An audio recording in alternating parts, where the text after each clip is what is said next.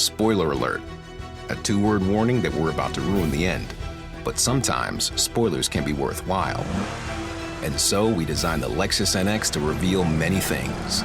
Like taking the mystery out of how close you are between parking space lines, or the time you'll arrive at your dinner reservation. Technology designed to remove surprise endings. It's just a better story that way. Experience amazing at your Lexus dealer. This episode is brought to you by Allstate. Some people just know they could save hundreds on car insurance by checking Allstate first. Like, you know, to check you have the tickets in your wallet first before you drive 2 hours to the big game. Seriously, you had one job. Now the closest you'll get to the 50-yard line is parking lot D.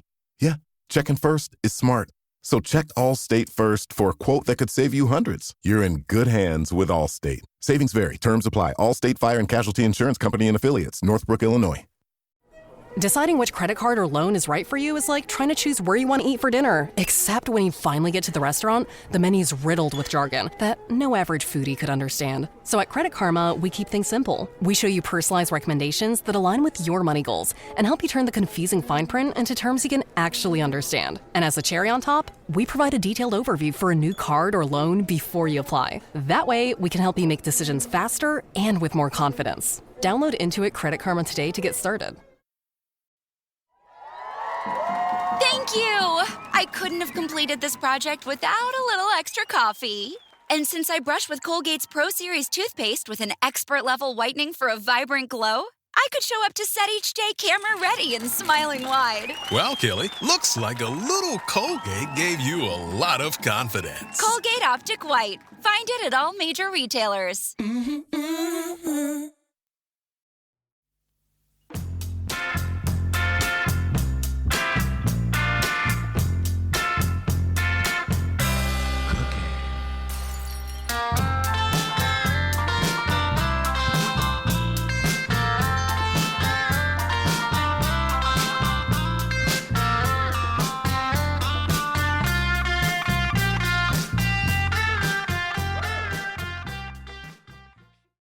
Hey everybody, it's Weird Islanders, the podcast, back once again. My name is Dan. That is Mike. How are you tonight, Mike? I am good. Very interested for this one. This is I feel like we look back a lot in the show, obviously, to eras of yore, some good, some bad, some absolutely bizarre. And this time it'll be a little different, right? Like it's a player that is still kicking around. He's still very young. I don't think he's even had his NHL career yet. Right. So it's going to be a lot of fun to talk about because in a funny way, this player ends up being one of the weirdest Islander careers we'll talk about. And I do have a bold prediction, my first ever Weird Islanders bold prediction to give out at the end of the show, if I don't forget to make it. So we'll do our best, but I'm excited to talk about it. I won't let you forget, that's for sure. But yeah, no, this is going to be a bit different. We don't normally talk about players this young. This is by far our youngest Weird Islander that we've ever had. But what a Weird Islander career he did have in a very, very short amount of time.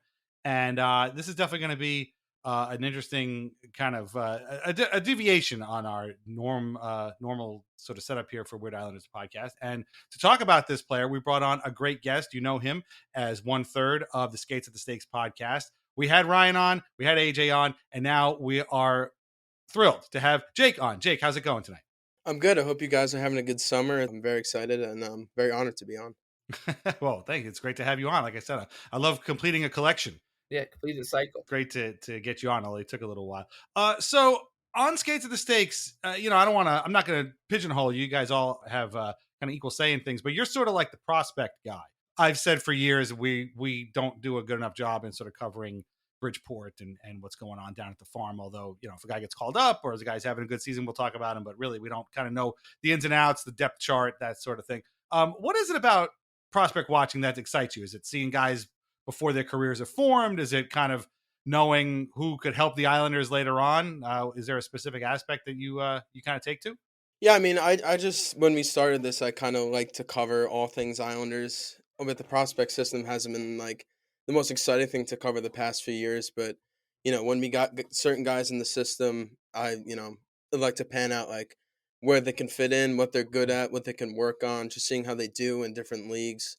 Obviously, past few years we've had a few guys in Russia, especially in Russia since Lewis came in, and now this year coming up, I think is going to be big because I think probably half of our top prospects are going to be on Bridgeport this year. But I guess just looking at how they're doing, where they could pan out. Obviously, my projections are very different than Scott Wheeler's, and I'm like, oh, I love this guy, and then Scott Wheeler's like, yeah, he's probably not even going to make the AHL. I'm like, oh, okay, maybe I don't love him, but this year's going to be a lot of fun, hopefully, for Bridgeport's sake and the future Islanders' sake. Definitely. And my projections are always very different from Scott Wheeler's too. In all facets of I was gonna say whether it's hockey prospects or anything. If they weren't different from Scott Wheeler's, I don't know what we would be doing here. That's right. And also, we got a lot of the Islanders have a lot of NCAA guys as well. I mean, Cole Eiserman and Kareem Bednarik are going to be on the same team. Denny Nelson too is still in the NCAA. So, I mean, do you watch those guys too, or is it mainly Bridgeport that you're watching, and I guess Russia a little bit? Are you going to cast your eyes towards the college ranks throughout the course of the year? Yeah, I mean, last year it was definitely Bridgeport for the most part. Right. Tried to catch Notre Dame games. Obviously, we had two guys at the World Junior Classic last year in Team USA, so they only played like 8-9 minutes a game, but I paid attention to that. But there are a lot of guys. Danny Nelson, like you said, also Quinn Finley. I know his stock is kind of down right now, but he's still a college guy. So BU definitely for one because Bednarik and Eiserman on the same team, and they've played together in the past. I was very bored, so I found this video on YouTube of Yzerman shift by shift and of this random game, and Bednarik was the center on that line. So I'm like, maybe they're familiar with each other. That might be something to watch this year, but especially now more than ever, there's a few crops of NCAA guys. It's exciting. It's exciting to seem to have more Islanders prospects than they have in the past because they've traded a lot of those picks. And we are here tonight to talk about a prospect of yesteryear. Yesteryear being 2023, which is kind of funny to talk about. But again, this man had a very fascinating, a very short stint on the Islanders, and I can't wait to dive in. So, Jake, will you please reveal the subject of tonight's episode of Weird Islanders, the podcast? So the Weird Islander of tonight is no other than Aatu Räty. Famously of the Bridgeport Islanders, played some games in the New York Islanders.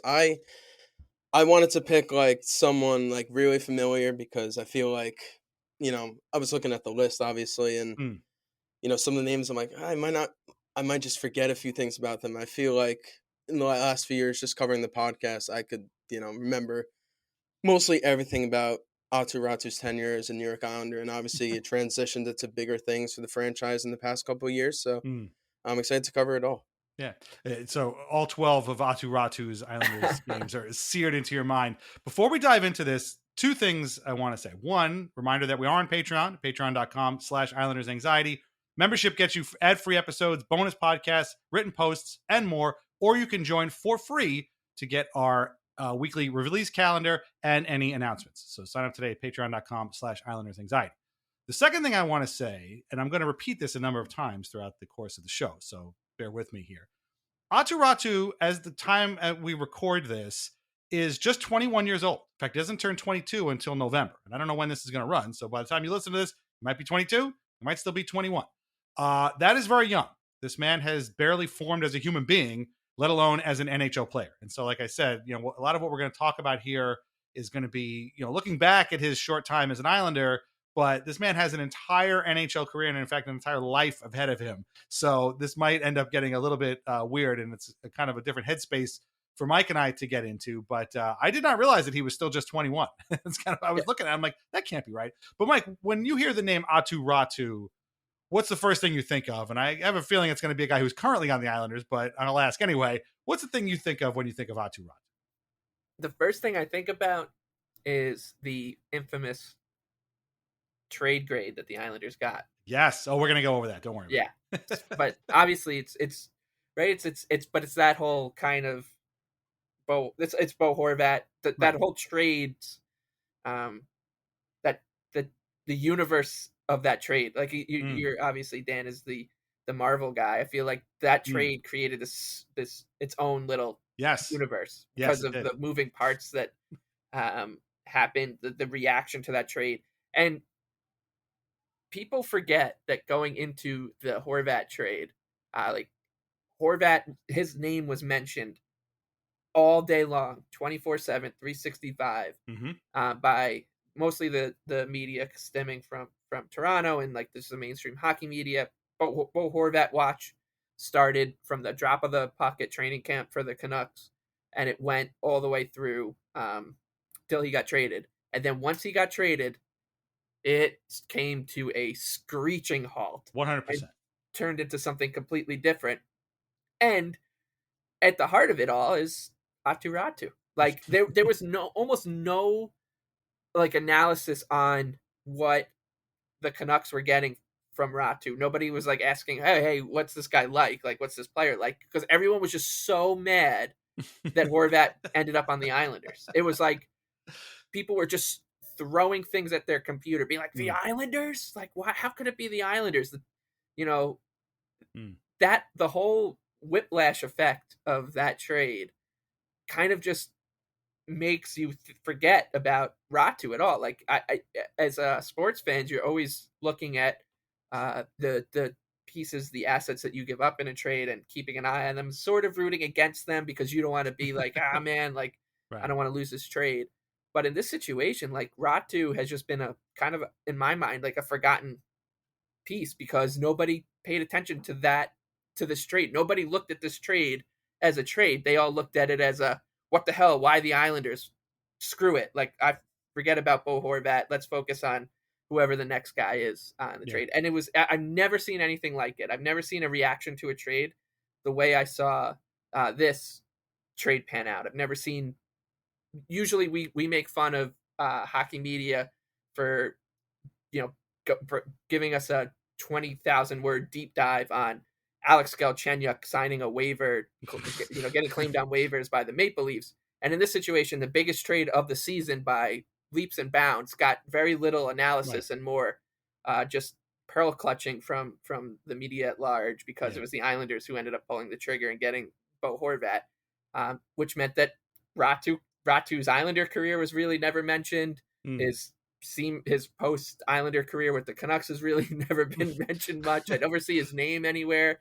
I don't see like prospect lists talk about him. It's truly bizarre how he's just kind of got voiped from the universe in my mind. And maybe it's just because he's so far away now, right? You can't get much further than Vancouver from here. Right. But I think it's just because everyone, whenever this trade gets popped up, they just get mad at the Islanders. And I've never seen anything like it. It definitely sounds like that because, like you said, Bo Horvat was the most interesting man in the NHL for like a year and a half. Like, are they going to sign him? Are they going to trade him? Are they going to trade Kevin Hayes? What are they going to do?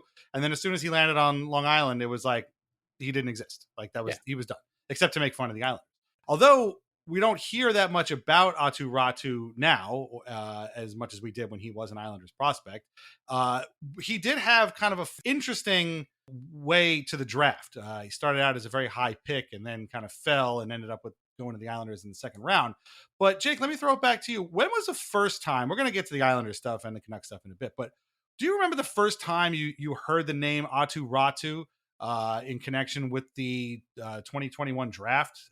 Was it kind of in the run up? Was it when the Islanders drafted him? Was it maybe before that? What was the first time this name kind of crossed your path?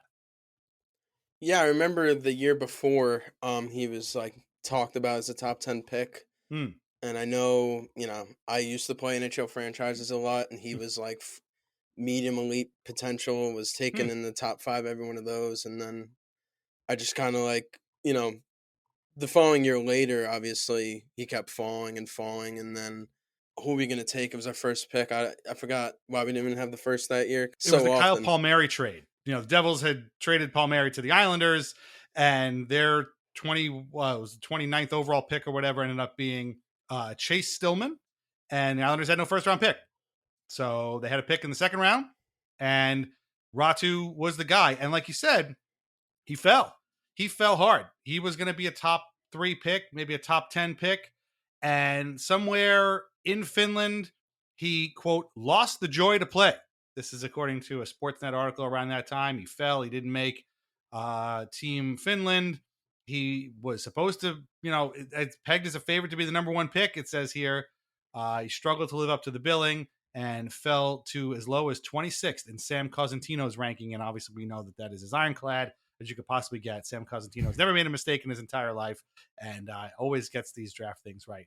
But he fell all the way to the Islanders, who took him in the second round, which at the time seemed like a real steal. Like, perhaps foreshadowing the trade that would cause him to leave Long Island.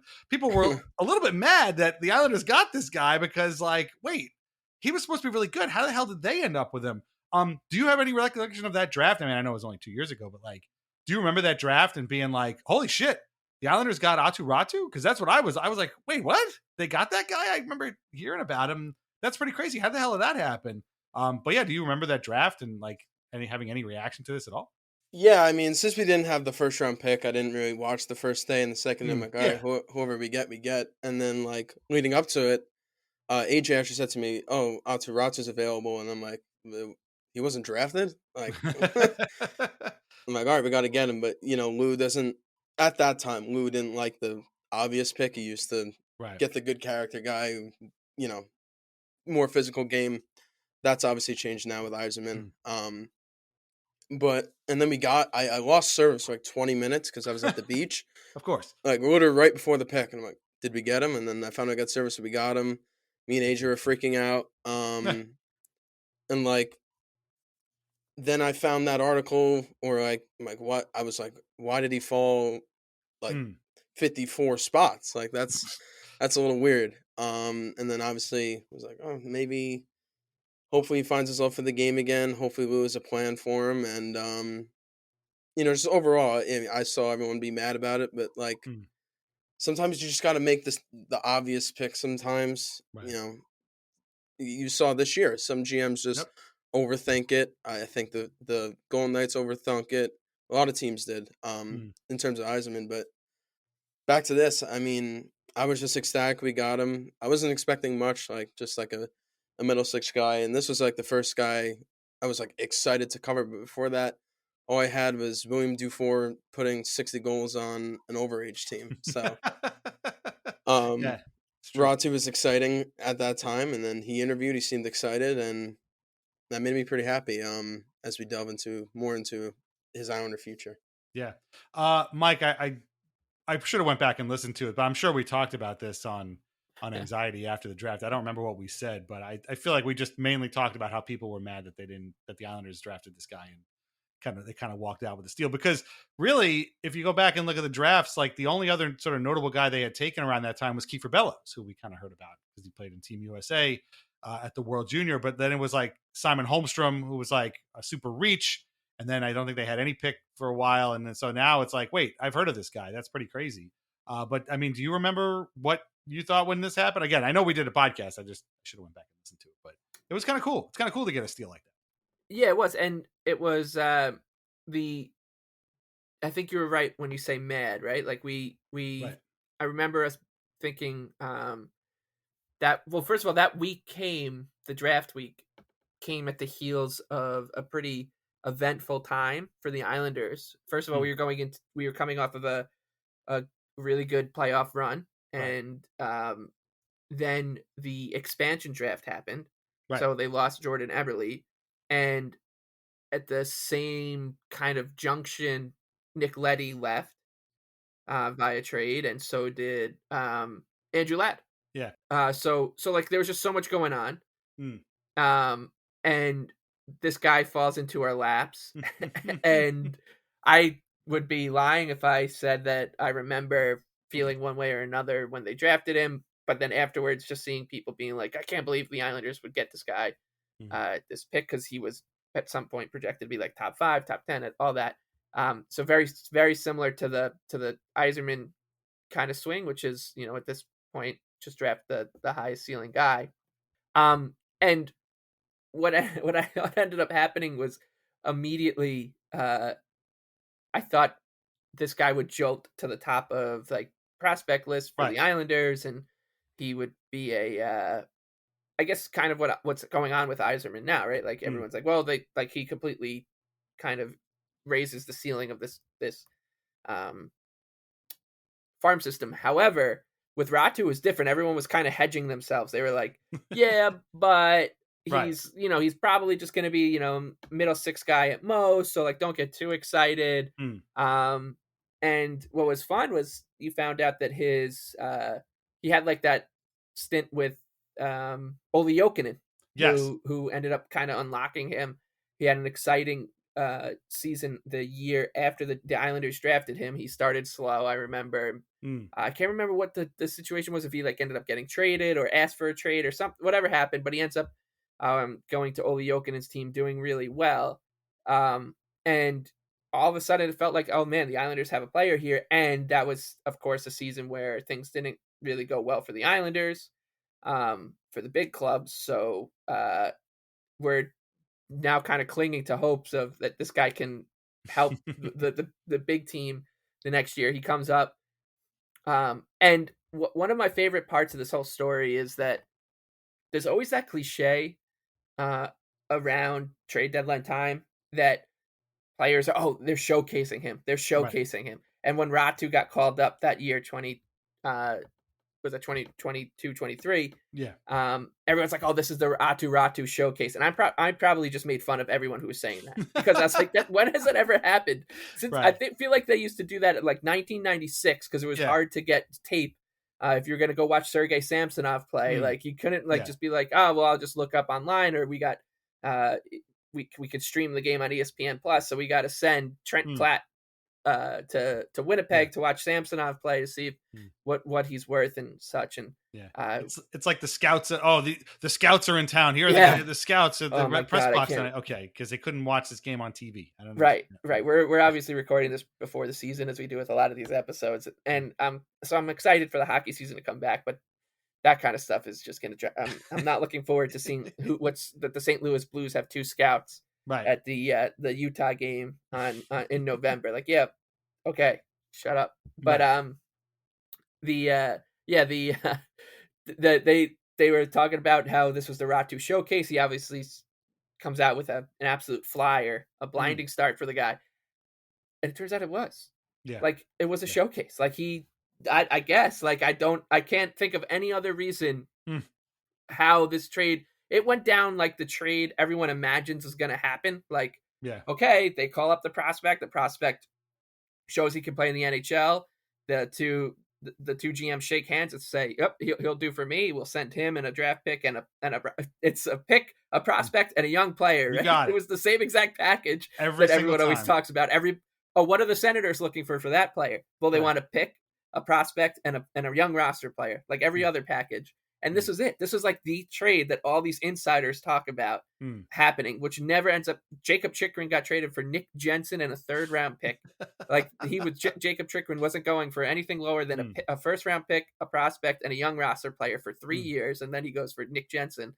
But this one went that way. And I couldn't believe it, because like we said, the reaction to it wasn't, oh man, how great is this? A trade. We talk about how the NHL needs to make more trades, that we wish more stars got traded in the NHL, and then it happens and everyone's just mad about it because it happened with the Islanders. It happened with the team. No, not to those guys. Yeah. Right. Yeah, exactly. But those 12 games, like, he looked decent. Like he definitely had some really quiet games. He kind of, I feel like I said this on the podcast, like he kind of reminded me a little bit of, in like the Bailey Franz Nielsen mold, which was just like a smart player, lanky player, definitely had some hands on him, but not someone who was going to be able to take over a game or even like more than a shift, because he's just going to be a much more of like a heady player than a flashy one. But he definitely had some pizzazz in his toolkit, and he showed it on his one goal. Yeah, his one goal. All right, we'll get there in a second. We'll get to his Bridgeport time and his short time with the Islanders in a second. But you mentioning Nick Leddy before reminded me something I completely forgot. So before Ratu even came to the Islanders, the pick that was used for him had quite a journey as well. So it started out, and I did not know this, I got to be honest with you, as an Oilers pick. And the Oilers in February of 2020 traded 2 second-round picks and Sam Gagner, who is somehow still playing in the league. He just signed a PTO with Carolina this morning, so you know when we're recording this. So hopefully Sam Gagner is still in the league when you hear this. He probably will have already scored against the Islanders. Yeah, just like Carolina. So 2 picks and Sam Gagner from Edmonton to Detroit for Andreas Athanasiou and a player named Ryan Kuffner. So now here we are. We're going to talk about a quote unquote lose trade that wasn't a lose trade by any stretch of the imagination. But you want to talk about a lose trade? These guys traded 2 second rounders and Sam Gagner for Andreas Athanasiou. Like what? Are you kidding me? What? Why would you do that? That's a tidy piece of business. Yeah, a tidy piece of business for somebody, I guess. I don't know. Like that's nuts. And then I'm looking here. Athanasiou played 9 games for the Oilers. 1 goal, 1 assist. That's it. He had 24 points at the time of the trade. Gagner had 12. Why don't you just keep Sam Gagner? I don't understand. I saw that and couldn't believe it. But anyway, one of those picks, the Red Wings would trade to the Islanders on July 16th, 2021, with Richard Panik. We definitely should get an episode of this. He's getting show one at some point. You know he's getting one.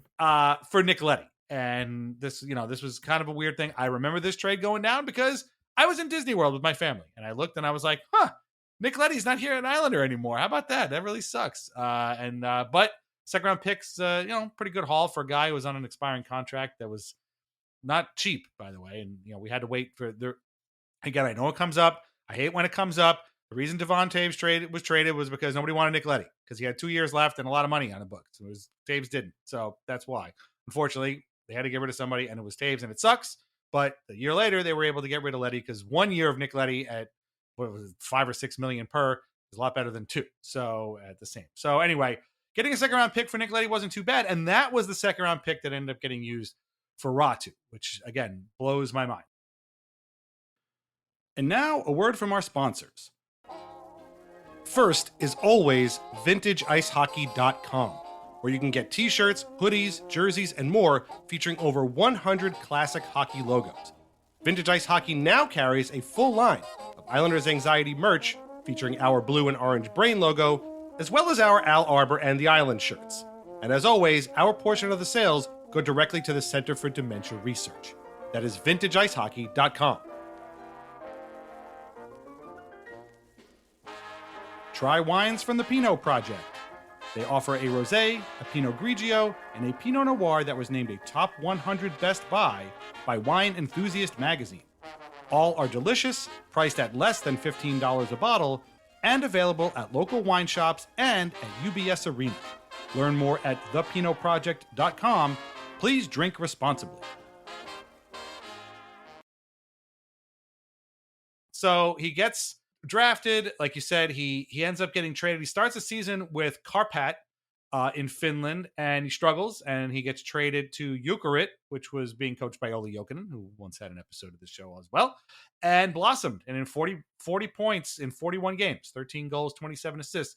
And yeah, he looked like he's not a bull. He's not like a power forward, but he looked like a pretty smart player with some good hands. He's 6'2", 188. He's not the biggest guy in the world, but he's got a body. He's got to fill out his body, as they say. He was only 20 years old at the time. But after that season was over, he does end up coming over to America, ends up going to Bridgeport and playing there for a while. He will end up playing over the parts of 2 seasons, 29 games with they were the Sound Tigers, I think, still then. 7 goals, 8 assists, 15 points. So, about a half a point a game.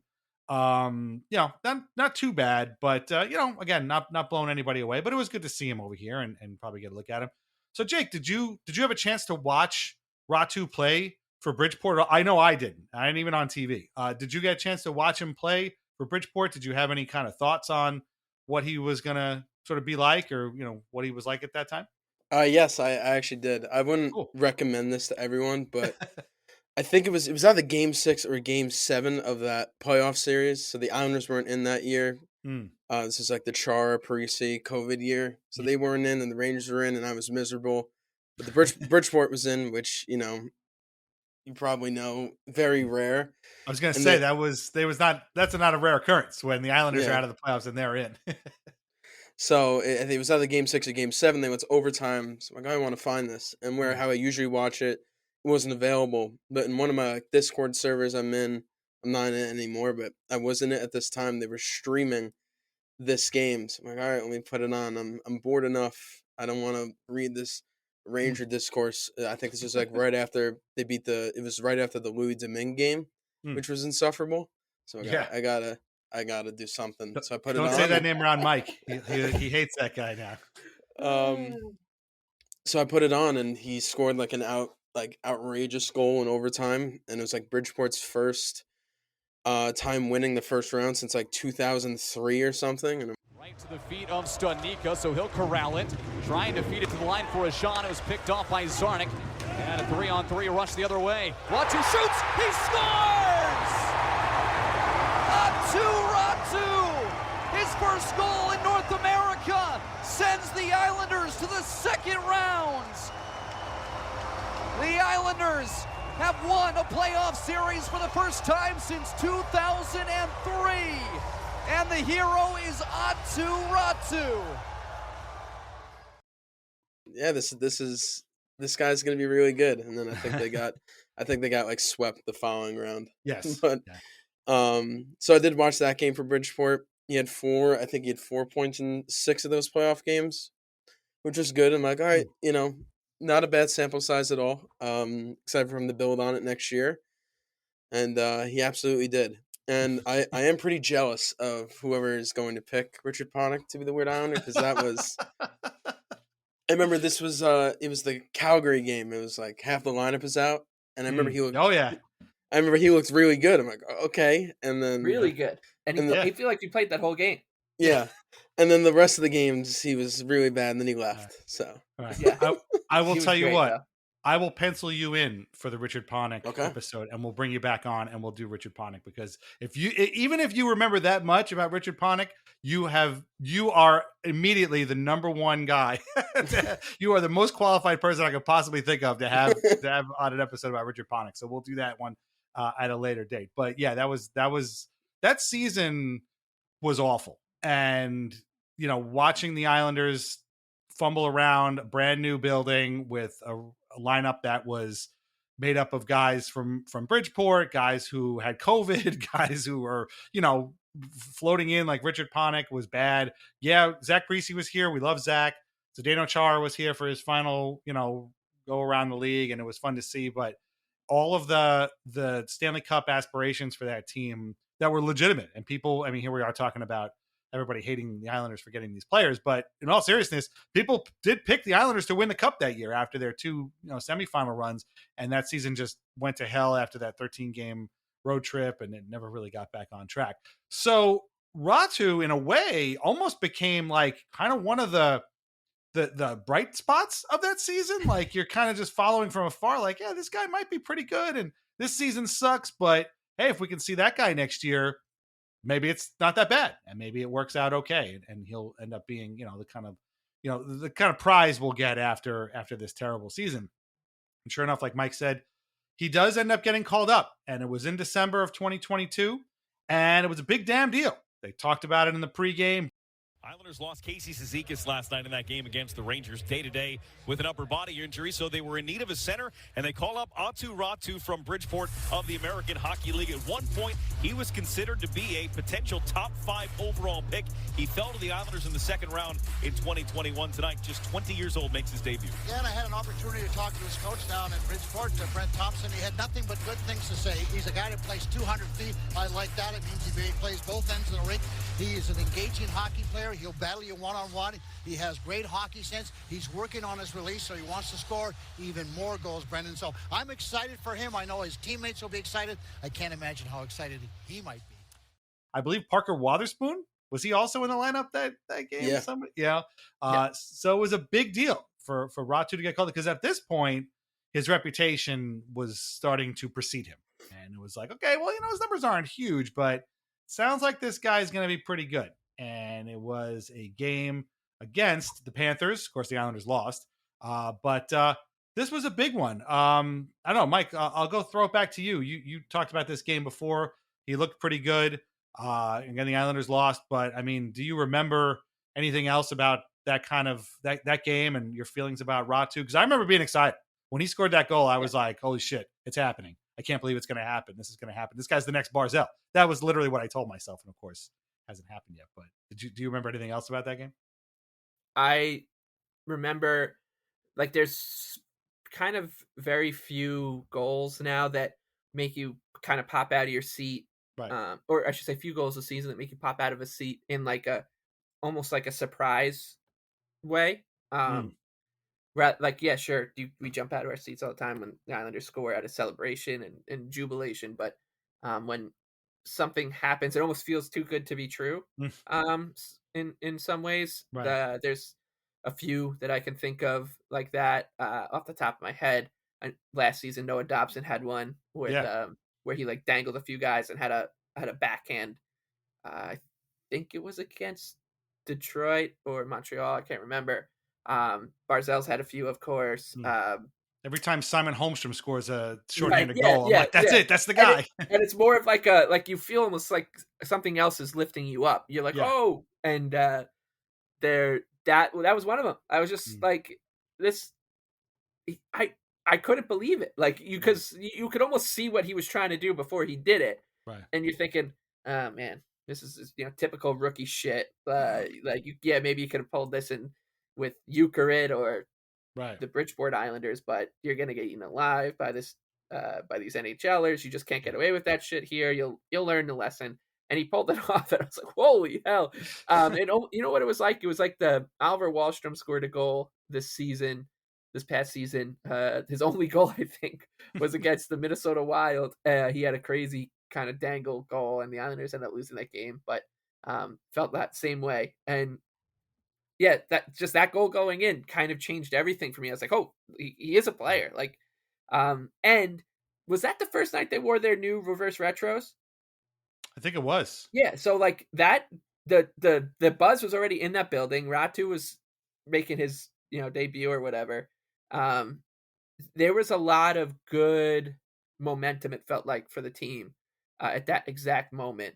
I'm not totally sure how the team was like actually going in terms of the standings off the top of my head, but just having those fishermen back and everybody looked cool. And the funny thing about Räty now is like you see Räty jerseys all the time. You see, and they're almost all the reverse retro fisherman jersey. Yeah, because he scored that goal in it. A bunch of people just went immediately to I guarantee, Isles Lab and did it. I mean, you still see him all the time, and it was. I mean, that's the stuff of what makes a weird Islander, right? Like he caught us in a moment, caught us up in the moment. People bought his jersey with the fisherman on it, and it was a number 16 too. So Ziggy Palffy kind of vibes to it, especially with that goal. And it was, I mean, just for that brief moment, you're thinking this guy he's about to go places with this team, and you're picturing him in the rafters, all sorts of shit.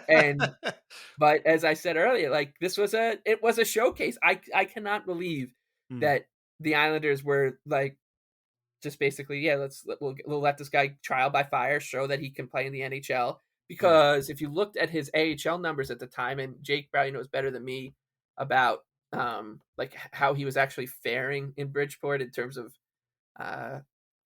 like his actual gameplay, but I don't think his numbers were at the point where the Islanders were like he forced their hand to call him up. I think it was a little bit of a surprise that they did. They had dudes that were hurt. I forget who was hurt. But somebody was hurt. Yeah, and it wasn't like I don't think he was like a shoo-in to get the call, and everyone was doing the whole like Lou Lamoriello, like he'll probably call up Cole Bardreau or something, or maybe he'll sign Steven Gianta or Steve Bernier to a PTO and let them play rather than play the kids. And he calls up Räty, plays the 12 games, and scores that crazy goal. And I'd be lying to you if I remember his other goal, but with the Islanders, it says here that he has two. I only remember the one. Yeah. Just as quick as it happened, it was over. That's funny. It's very funny you brought that up, because the day before, or it might have been 2 days before, was when we played the Rangers and we lost in embarrassing fashion. Julian Gauthier ruined Robin Salo's NHL career. Oh my God. So I figured he was going down. So Waterspoon was up. so we recorded after. We were like upset, and I think it was Cizikas who was out, and we were like, okay, who's getting the call up? And Ryan was like, I think it's gonna be Ratu, and I'm like, do you know what team you're covering right now? Like, when is that call up ever gonna happen? Right. It's like, I just feel it. I'm like, they're gonna, like you said, they're gonna call Bardreau, they're gonna call up Chris Terry, they're gonna call up someone else, and the next day they called up Ratu, and I'm like, oh, okay, fair enough. And then I could be wrong, but I believe this was the second time they wore those jerseys, because I remember the first one, Brendan Burke had like a whole monologue how this is different from the past and how they used to be bad in those jerseys, but it's a different time. And then they got shut out by the Hurricanes in those jerseys. So I think this was the second time they wore them. And I missed half this game. I remember Simon Holmstrom got hurt in that game. And then I just turned it on, and then Ratu scored that crazy goal. Like he could have fell. He got hit like in the leg, I believe, halfway through. Stood on his feet, spun and scored, and that was pretty crazy. While Ratu was getting up and out of the zone. And as this one right to the ledge of the boards, Anders Lee gets there with Forsling. Played it to Ratu. Aatu Räty scores! In his National Hockey League debut, Aatu Räty, his first NHL goal. Well, those are the type of things that impressed everybody, all the scouts, and what great patience by Ratu. There was the forecheck, as you mentioned, Brendan, an opportunity to kind of show what he can do. Bo gets the puck in, and the Islanders go to work on the forecheck. That's Anders Lee, a little chip pass and forehand move, and then he knows where the net is, and a super goal. Nice play by Anders Lee, but Ratu, all kinds of presence of mind, patience, and then buries that puck, and the fans are going bananas. I mean, they've been talking about this kid ever since they drafted him, how impressed what the word on the street was. Lane Lambert, he played him, but he played him 5 minutes every night. So, and he did kind of make the most out of those 5 minutes in that game, especially. So I was like, okay, yeah, we got something here. Let's keep him up. And that was definitely a memorable goal at the time.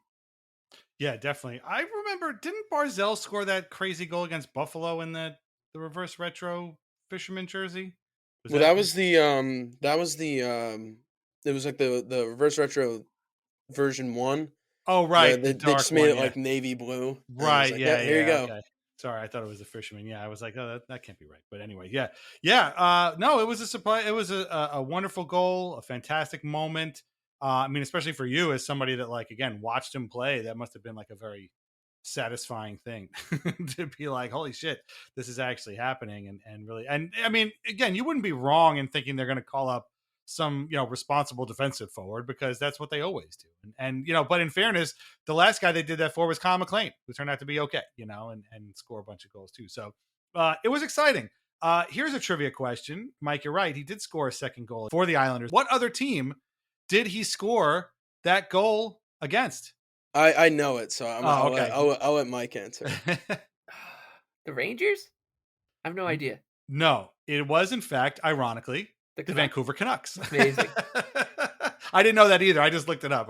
Didn't they crush the Canucks that night, right? They did, 6-2. Yeah, and I think Horvat scored as well, right? Yeah, I remember that game. That game was nuts. It was a gong show, an absolute gong show. And was that was like a milestone goal for Horvat, I believe. Like, maybe it was his 30th or like his 200th of his career or something. It must have been, because it was his 28th. So yeah, it must have been. Yeah, there was something going on because, or maybe it was like a game, like his 500th game. There was. I remember there was something they were honoring him, I think, for. And he had 2 goals in that game, actually. Both 2 goals, yeah. And so here's the funny thing too, is like, now that I don't remember the Räty goal, but now that I can kind of piece together that he did score that game.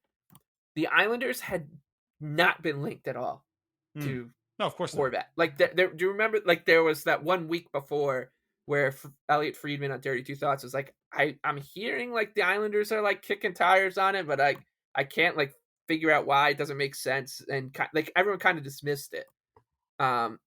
Plus, like, that's how the Islanders are just covered generally. Like, man, the Islanders might be in and around him. They're looking for scoring.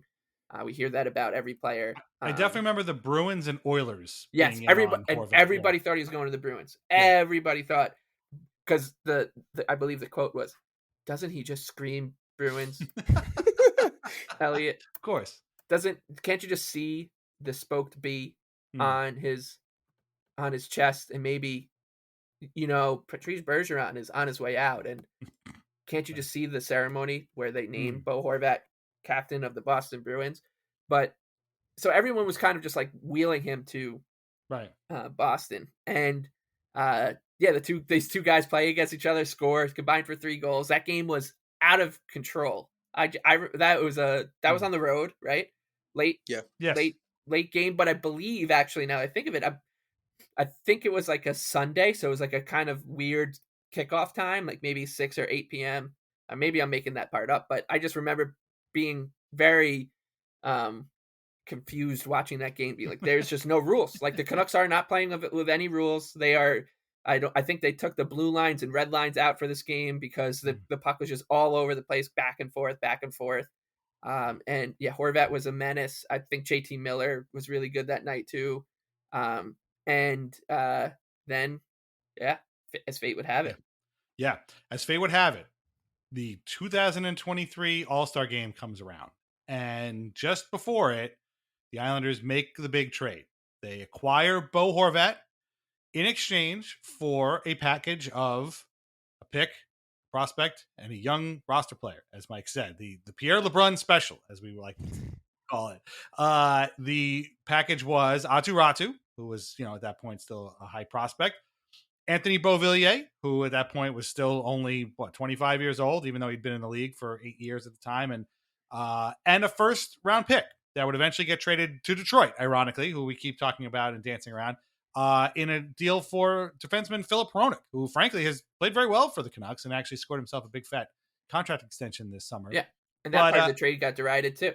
Yeah, exactly. They were like, "What? Like, why would you trade for Philip Hronek?" Like, in fairness, I think I derided that trade. Yeah, as well. but it was crazy, like how that trade went from being a lose-lose to a lose-lose-lose, and and it's turned into a win-win-win. Yeah, like, pretty much. But everybody won except for Anthony Beauvillier, honestly. So this, I remember where I was when this trade went down, because I was at my house downstairs playing Rock Band 4, which I play all the time. I set up my drums and I was playing and I was having a good time, and I finished the song and I turned over and I saw these messages on my phone, and I look and it's my group chat telling me, holy shit, the Islanders got Horvat? What the hell just happened? This is a crazy trade. And so, Jake, I'll throw it right to you. I mean, this trade only happened a little more than a year ago, about a year and a half ago. I mean, what were your thoughts when it went down? And specifically, we'll talk about Bo in the first rounder in a second, but like, what was it about? Like, because I know I was a little bit wary of losing Räty. Like, I was like, oh man, I just started to like this guy, man. He just scored a huge goal. I thought this guy was going to be the future, and now he's gone. But as we've been saying, that's the price of business. Like, when these trades go down, this is always the price that people talk about. And so I couldn't really be like, well, I guess that's the way it's going to be. What'd you think of the trade immediately? And B, what were your thoughts about sort of Räty being attached to it? Every like major Islander news, I fall asleep for. I fell asleep during the Devon trade. I fell through the Trotz firing news. I slept through the Lane Lambert hiring. So yeah, I mean, and my girlfriend woke me up and called me. I'm like, "What do you want?" And then she's like, "The Islanders just got Horvat." I'm like, "What?" And then I look it up, and I'm like, "I don't know how to feel about this. They obviously have to like extend him." Like, yeah, losing Räty sucks, but there's like 0% chance the Canucks would want any other prospect on our team. Right. So I guess that makes sense. And then, I was happy with Beauvillier leaving. I think the jury was beyond out at that point, that he just wasn't a part of the future plans. He's got a big cap hit. He has to go. So I was happy he was part of the deal. And then Canucks like retained cap space as well, even though like it was only for a few months, but that's another small win. And then I remember the Canucks GM was like, "Oh, it's like we acquired 2 first-round picks because Beauvillier was taken in the first round." And I'm like, have you even watched him play? Maybe they should have sent some scouts to this game to watch, because I don't know about that. Well, actually, I remember right before that was when he got the overtime goal against Vegas heading into the break. Yes. So maybe he just saw that. But I was obviously ecstatic. at the time, before Dom Lucian entered his input on the trade, We're getting there. We're close. We're close to him. Horvat was the top guy in the market. And, like, right. you know, we've said this many times on our podcast, like, the Islanders never get that number one guy in a trade or a signing. So to be able to get him, even without the extension in place, was a huge deal. Bo seemed excited, but, you know, obviously Pajot signed right away. We didn't get that with Bo. Went to the All Star game. We'll kind of get into that a little bit, I'm sure. But I love the trade because, you know, even just getting rid of Beauvillier and, you know, the first round pick didn't really mean anything to me. I was a little upset about losing Aatu, but, like, Ratu's a center. Like, and Ryan and AJ make this comparison all the time. Would you rather, it's the Family Guy video, would you rather have the boat or the mystery box? And this, you know, Ratu's the mystery box, Horvat was the boat. So Ratu's a center. He could be a top line center, could be elite center, but would you rather just get the elite center? So, you know, and talking about that, like, you know what, this trade has actually made a lot of sense. So I was content with the move. I was very happy with it. I thought it was a clear win for the Islanders. And then I checked Twitter, and maybe I guess it wasn't a clear win, but I still think it is to this day, and I think it's pretty evident to this point that it is. Whether you're ordering wings for the game, whipping up a 7-layer dip, or ordering pizza, there's something about football that makes you want to eat. And this football season, Uber Eats has the best deals on game day food. No matter what you're craving, from 2-for-1 pizza to buy one, get one wings, Uber Eats will be dropping new deals each week, all season long. Uber Eats, official on-demand delivery partner of the NFL. Order now. Terms and conditions apply. See app for details. Blinds.com is kicking off the savings early with Black Friday mega deals all month long. A Blinds.com design expert can help you make the perfect selection on your schedule. We can even handle everything from measure to your whole home installed for just one low cost. With over 25 million windows covered, Blinds.com is the #1 online retailer of custom window coverings. Save up to 45% on select styles, plus a free professional measure right now at Blinds.com. Rules and restrictions may apply. Starbucks Iced Apple Crisp Oat Milk Shaken Espresso. Made with blonde espresso, creamy oat milk, and spiced apple flavors. It's an icy crisp sip you can enjoy all autumn long. Order ahead on the Starbucks app. This episode is brought to you by Shopify. Upgrade your business with Shopify, home of the #1 checkout on the planet. Shop Pay boosts conversions up to 50%, meaning fewer carts going abandoned and more sales going cha-ching. So if you're into growing your business, get a commerce platform that's ready to sell wherever your customers are. Visit Shopify.com to upgrade your selling today.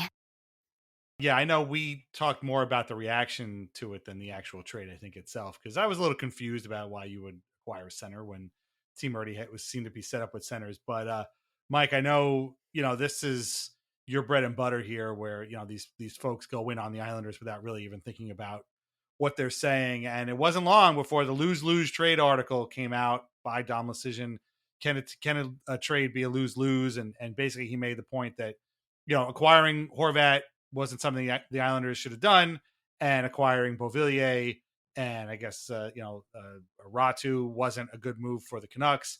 And it just shows you what an idiot this guy is. I don't understand. I don't understand why isn't this brought up more, that this guy wrote this article that is just wrong-headed on every single level. And I know I'm saying it as an Islanders fan, but like this article is like on the Mount Rushmore of like shitty. This is right up there with Bruce Arthur calling the Islanders a tire fire and all these other, weird articles that come out about the Islanders. Like, it's unbelievable to me that this guy immediately claimed this a lose-lose trade when it was like an all-star, a high prospect, and a first-round pick, like, and a guy who had scored a playoff overtime winner not long before this. Like, it just doesn't make any sense. It's crazy. But how often a day do you think about this lose-lose trade article? I mean, it's one of the first things that I think about every time Bo Horvat does anything. Yes. Right? Like he's just like, oh. And what I love is that people are still defending their positions. And it's not just him, right? Like, there's a lot of other people that are like, this trade is definitely, he might be scoring 30 goals a year for the Islanders the next 4 years, but what's it going to get them? Like, I'll tell you what it's going to get them. They're going to win games because Bo Horvat's on their team. They're going to win more games because Bo Horvat's on their team than they would if he wasn't. Right.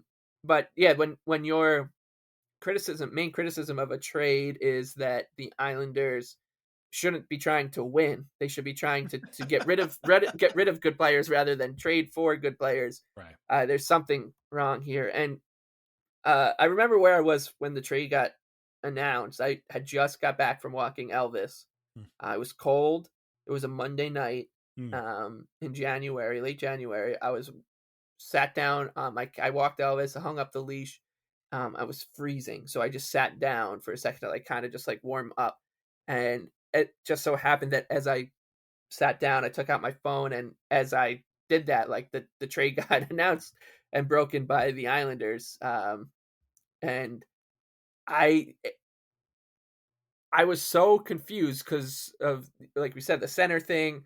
They had to figure out a way to kind of rejig the lineup for this guy. Then you have the emotions of Beauvillier leaving. You have the emotions of Räty going, like, we hardly knew you kind of emotions. And then with Beauvillier, it's a very different. But then you get excited. Plus, Bo Horvat was never on our radar, so I never really paid attention to him as a player either. I was just like, yeah, he's a good top line center. It seems like on a Canucks team. They love him in Vancouver. He was going to the All Star game. That was pretty much all I knew about him. Right? Yeah, he's going to the. It kind of had a little bit of Ryan Smith vibes to it. And then there's the talk of the extension, and I kind of, being naive, expected to refresh Twitter and see people being like, "Wow, what a trade! So much fun! Lou Lamoriello does it again. Like, this is vintage Lou." And instead, you would have thought that Lamoriello went out and like yelled a slur into a microphone or something, because the reaction to this trade was just, it was violent and strange and confusing. And I was trying to pick up the pieces. Like, what am I missing here? Is there another part? Did they also trade Barzal and Dobson that I'm not seeing here in a second trade or something? Because everyone's mad. And when that happens, like, no matter what, like, you even like the most stoic of Islander fans is going to start being like, oh, maybe this, if public opinion is like this, maybe I'm missing something. Maybe it isn't a good trade for the Islanders. And you started to see people kind of waffle on it a bit. And then, but once again, the waffling wasn't because of the subject of today's episode, Aatu Räty. It wasn't that people were like, oh man, we're giving up like this high grade prospect who's a surefire top line center. It was people were waffling because the public discourse was causing them to, and that's totally natural. And finally, after like 10 minutes or so, and I kind of collected myself, looked around the room to see who was making fun of the Islanders, I started to understand again, like, oh, this is just as the usual suspects. Yes, exactly. It's just the kids in a class who are sitting in a corner like snickering at the Islander fans over there. And I started to get really excited about it, and I haven't stopped being excited about it since. Like, this has been a home. Can you think of, I think the Jack Eichel trade for Vegas, maybe, has been a bigger, like, sweeter, more pure home run than this Horvat trade for the Islanders. I cannot conjure up a complaint for it. If people want to like really, really dig and say, well, like if like I said before, if you're digging for your only complaint being, well, the Islanders aren't at a place where they should be trying to win, like, what are you doing? Like, what do you mean we shouldn't be trying to win? Yeah, so, it's people that watch hockey in a way that no normal human being watches hockey. And this is one of the reasons why I need to get off of Twitter, because there's too many people out there that are like that. There are too many people that they look at the world through a lens that is literally all their own. And eventually they get to a point where they're talking to themselves almost. Or if you're a writer for The Athletic, you're talking to the Slack at The Athletic as opposed to like other people out in the world. And I mean, it took me a while to come around to it, because again, I didn't know Horvat that well, but it didn't take long, because once he got here, dude started getting hurt, and he ended up carrying that team to a playoff spot for the most part. And by the time they got to the playoffs, he didn't have much left in the tank. But without Bo Horvat, they don't get to the playoffs at all. To answer your question, by the way, trading Sam Reinhart for Devin Levi is also got to be right up there. Like, Devin Levi may turn out to be a great player, but Sam Reinhart is a great player. and just won a Stanley Cup and scored 57 goals last year. So right, yeah, it's it's like, a pretty but big it's on home that. run. It's like when we're thinking about the company, we're mentioning it, and Yeah. right, like, is it? Oh man, this is trade is like up there with Jack Eichel, and trust me, I get that these two guys have just recently they've won the last two Stanley Cups. I get it. There is a little bit of that to it, but yeah, like you said, where are the Islanders without Bo Horvat? Where are they? Like they're in a lot of trouble. And the one of the main criticisms of the criticism was that their Islander fans lack the context. Like you're missing the context of this trade. I'm like, no, you're missing the context of the fact that the Islanders were the ones who got this player. And if you look back over the last 30 years, can you please name big free agents or players of Bo Horvat's caliber that the Islanders, as Jake said before, like have been able to acquire? Because you can count them on one hand, right? And they have just not been able to do it through free agency. They did it once during the draft when they drafted that guy before Victor Hedman. They got Yashin, they got Pekka, and that's it. Like they haven't. There's been nothing else where they've been able to get like the biggest guy on the market. They do it. And everyone's saying, well, huge mistake, big loss, lose trade. And nobody just has the natural human emotion or the balls to say, got that one wrong. No, you'll never get that. Think about it. Like you can just put your hand up and say, yeah, I kind of made a fool out of myself there. And looks like Bo Horvat is settling into Long Island better than I thought he was going to, and everyone would be like, all right, we can now finally move on. And you can just be a normal human being again. But it's not like, it's crazy. Like people were bringing up the trade after they got eliminated by the Hurricanes. Yeah. I mean, they only ever do apologies sometimes after the draft where it's like, oh, I rated this guy poorly. It's a crapshoot. Right. There's no repercussions there. Like, okay, so you missed on a guy who was 17 years old. Like, who the hell cares? Give me a break. Who wouldn't, right? But yeah, no, that's true. And actually, it's funny you bring up Pekka because he's actually a pretty apt comparison to Horvat too. Like they traded Tim Connolly and Taylor Pyatt, two pretty good young players. Connolly, both of them went on to have pretty good careers. Connolly's got a little bit cut short because of injuries, but they got Michael Pekka, and it's like, yeah, I'll take Michael Pekka, but of course he had to hold out for a year on the Sabres for him to be available. But the other thing about real quick though, but with the lose thing. So again, I joked about it, but it is true. Anthony Beauvillier kind of ended up being the big loser here. He wasn't in Vancouver for very long before he was traded to Chicago and then put on waivers, and he ends up in Nashville, and now he's a Pittsburgh Penguin, and he'll probably end up getting traded again at some point before this 24 season is over, 24-25 season is over. The pick, like we said, got sent to Detroit for Philip Hronek, and honestly, he's worked out really well. Again, most people were wrong. He turned out to be a really great partner for Quinn Hughes, and like honestly, if this trade ends up being Horvat for Hronek, that's a pretty darn good trade. Like I don't think anybody's going to complain about it. Okay, that worked out pretty well for both teams. But there is the Räty factor, and this is where we get to sort of today. Again, we're recording this before the season, but Räty has been basically mostly playing in Abbotsford of the AHL. He did get 3 games with the Canucks, 3 games, 1 assist with Vancouver last year. But he's played mostly for Abbotsford. He's almost played 100 games, 97 games played, again, prior to the season. 20 goals, 44 assists, 64 points. So again, not a point per game player, below that, but he seems to have played pretty well. And a lot of those numbers got goosed by 2 4-point games that he had last year. The first one being against Henderson, which is the Vegas Golden Knights AHL team. He scored 4 points in the first period, which is pretty darn good. Now Nielsen back to the line for Johansson. Left wing feed, Räty. Fakes a pass, looks back to the point, gets it to Johansson, back to Räty, backdoor to Trice, and he scores!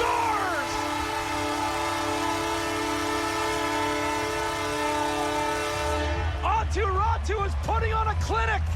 5 minutes to be played, and the power play is a perfect 3 for 3. Unbelievable start for the Canucks in their greens on St. Patrick's Day. But, he's been okay.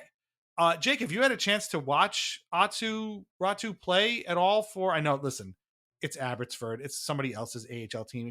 I can't imagine they play the Bridgeport team that much. So if you haven't, it's okay. But if you haven't, have you heard anything about like how he's doing out there? Because these numbers are okay, but he's only gotten the 3 games with the Canucks, and I don't really see a whole lot of articles clamoring for him to get some time here for a team that's come along really. I mean, in fairness, the Canucks got very good after trading Bo Horvat, but I never see the call to bring up Aatu Räty to have him get a spot here at the Canucks, big league team. But have you had a chance to watch him since his trade to Vancouver? So yeah, I haven't been able to watch too much, but I know last year he wasn't even called up once, and tweets would come up where they would call up like 3 guys and he wouldn't be part of it. And he played a full season for Abbotsford. From what I know, he would either be the 3rd line center or the 2nd line center in Abbotsford. And I guess the fact that they didn't call him up once last year is, I would say a concern. This is very weird that it was on my timeline today, just randomly, but he was part of their rookie showcase today. So yeah, I guess he's still part of the rookie camp roster. And I guess this is kind of a big year for him, even though he is so young. But the Canucks there's not going to be a lot of open spots for him. He could be trade bait, but, if he's just going to play in the AHL, there's not really a lot for teams to kind of like grasp onto. So this is kind of a big year for him. Maybe there's a spot open for him in camp, but if he's just going to be the 3rd line center in Abbotsford, what is there for Aatu Räty right now? So maybe we'll get him back. Could you imagine if they trade him, and then it literally is just thrown for Horvat? Yeah, that would be like, and then at that point, somebody's got to say something to Dom. You remember when you wrote this? You fool! Yeah, I mean, you see it when Horvat does it. He sticks to his guns, and you're like, it just will never happen. It's almost like Bo Horvat could be skating around with the Conn Smythe in 7 months from now, and people will still be like, well, it just worked out for the Islanders, but at the time it was still wrong for them to do it. Yeah, I still don't understand.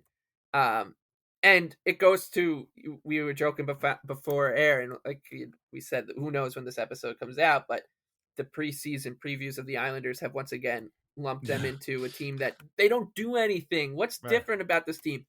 They made the biggest trade of that NHL season. Like, I don't know. And they got lampooned for it. And then 2 days later, everyone's like, the Islanders need a scorer. Like, they just got a 40-goal scorer. I don't know what you're talking. Like, what world are these people living in? And like that they're doing this. And maybe it's just them. Maybe it's just an incredible bit.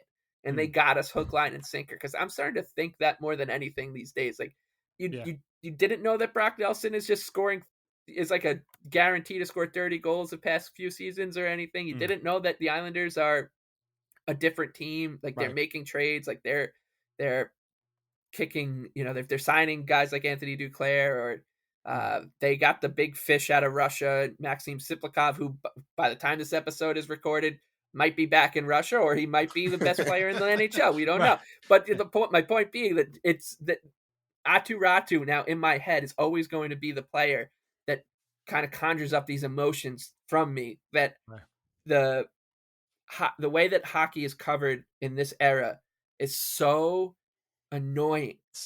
It sucks.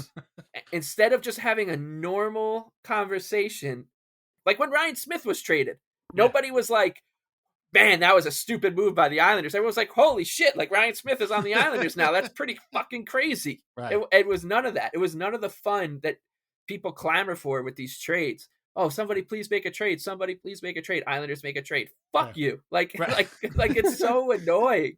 So it will never, it's kind of spoiled the name. A very fun name, by the way, Aatu Räty.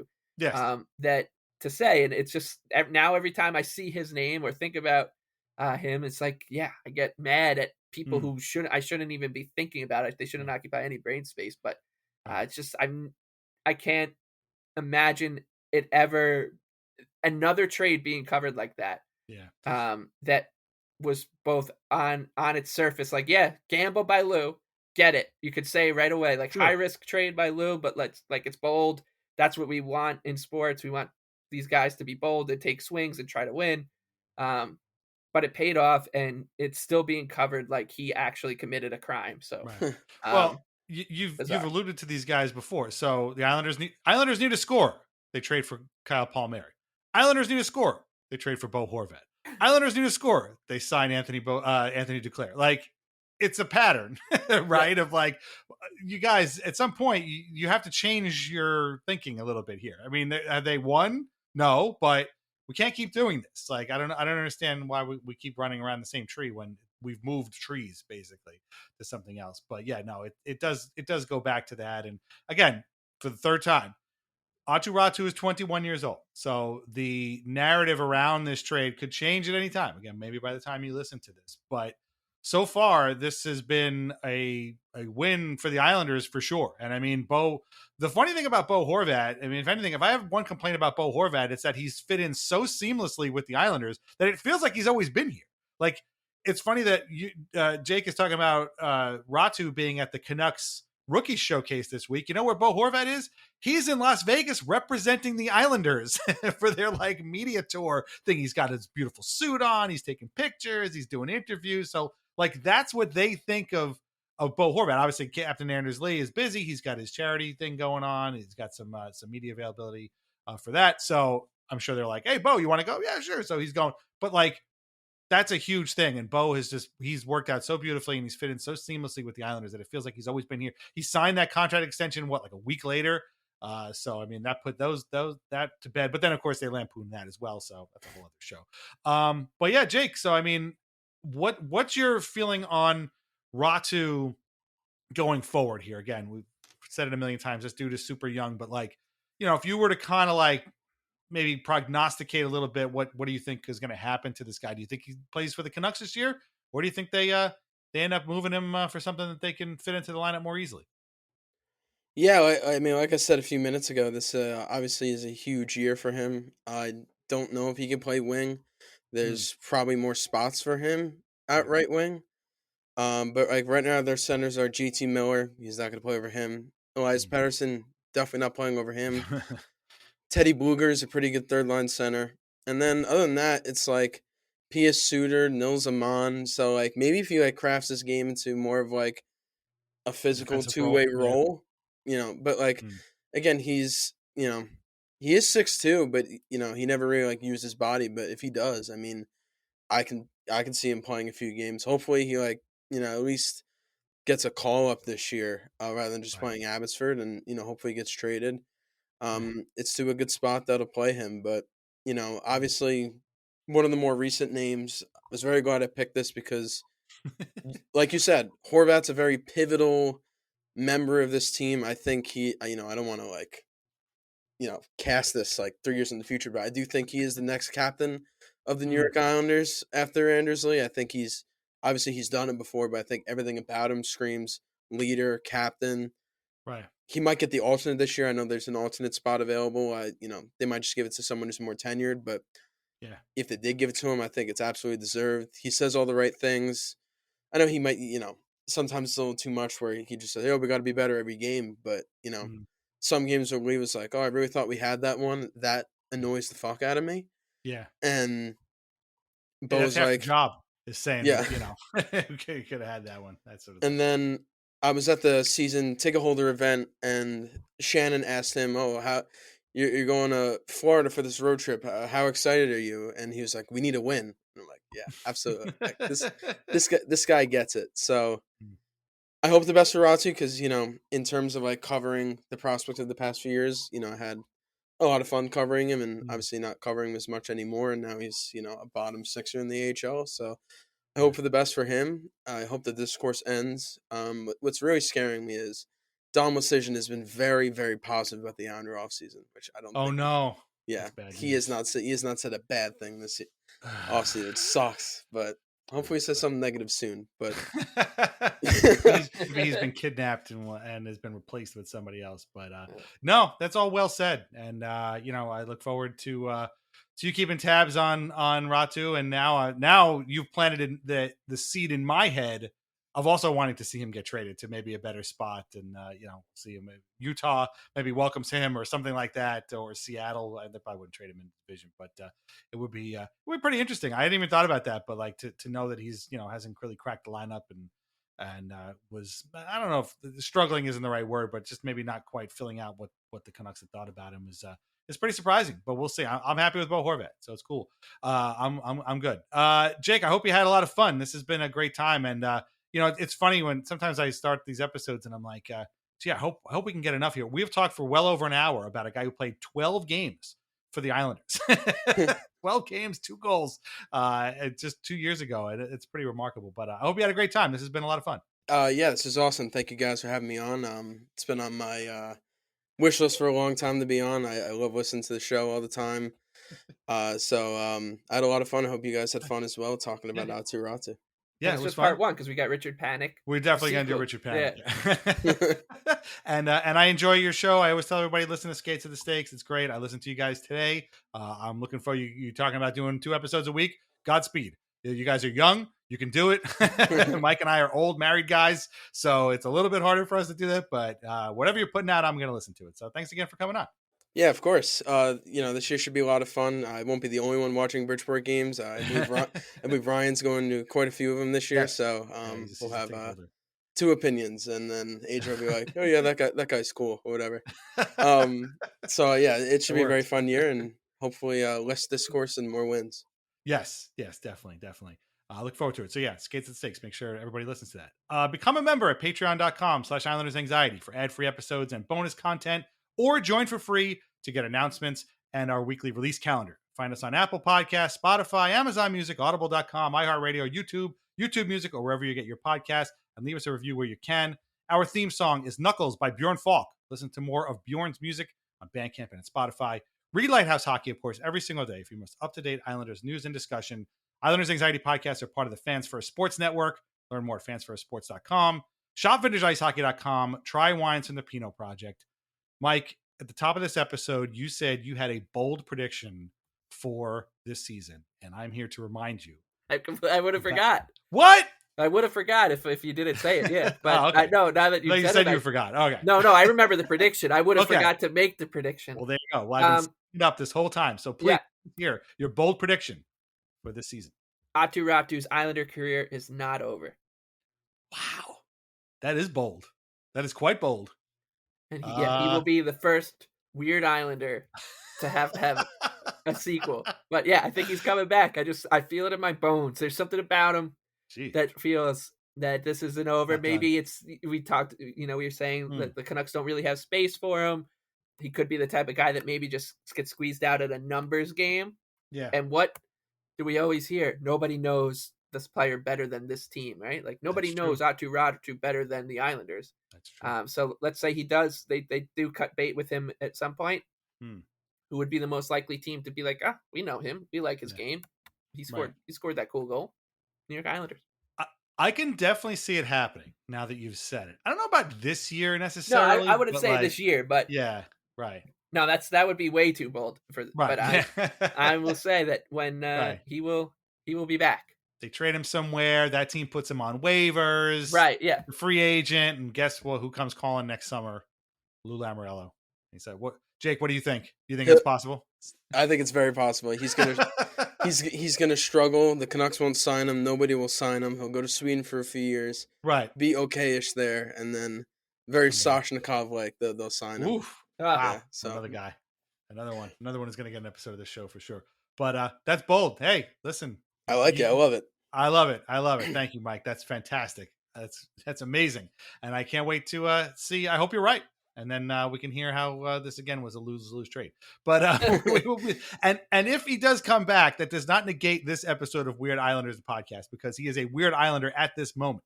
If he comes back, trust me, we'll do a follow-up episode about that. But he will always be a Weird Islander, even if he comes back. And maybe that would make him almost one of the weirdest Islanders ever. Right. Frankly, if he got traded and came back. So there you go. But thanks for listening. We will be back again in a couple of weeks with a new episode and a new Weird Islander and a new great guest. Until then, take care and keep the Islanders weird. We'll talk to you later. Bye-bye.